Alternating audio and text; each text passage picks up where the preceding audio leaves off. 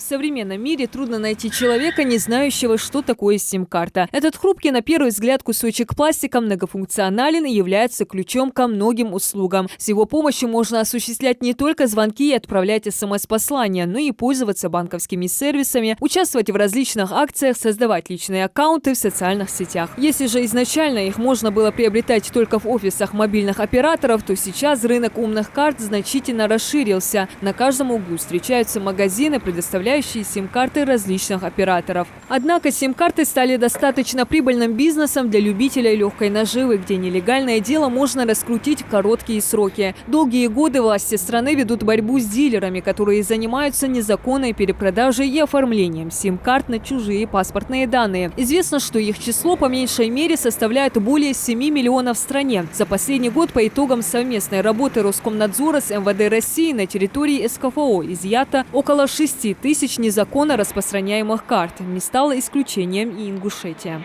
В 2019 году их гораздо меньше.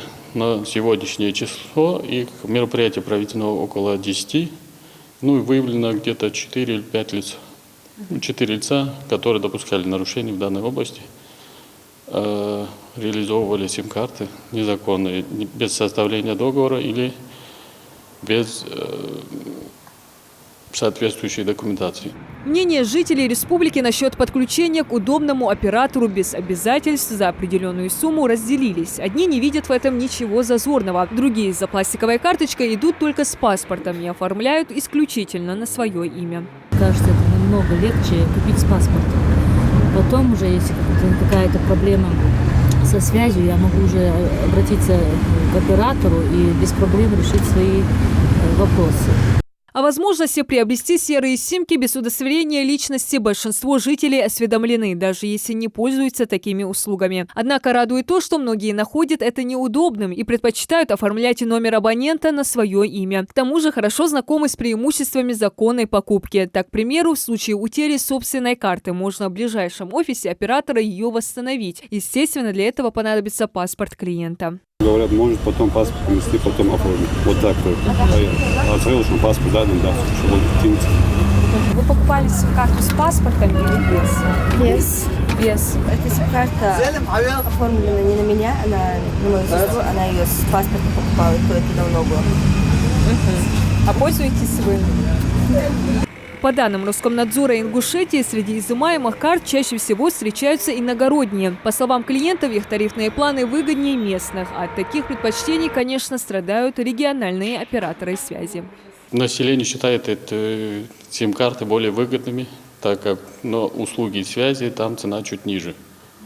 Но в итоге неизвестно, на кого оформляется данный номер. Оформляется ли на того, кто приобретает.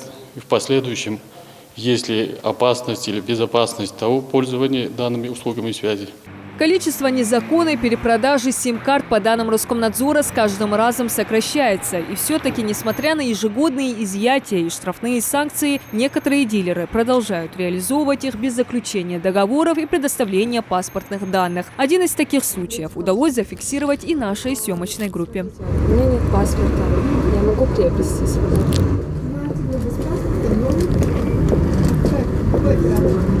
МТС есть? Сколько стоит? Есть тарифы, 60 минут и безлимитный интернет.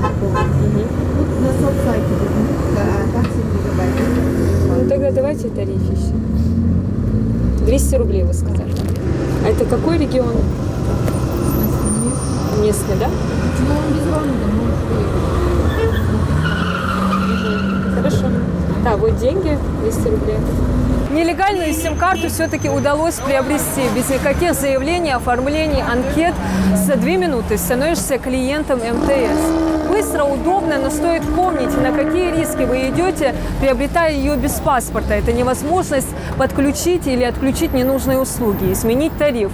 Каждый день со счета абонента могут списываться небольшие суммы, которые сложно заметить, а также при привязке номера абонента к кабинету банка. Есть большая вероятность взлома личного счета и хищения с него средств. Так, по статистике Центра мониторинга и реагирования на компьютерные атаки, в прошлом году мошенники с карт россиян украли более 960 миллионов рублей.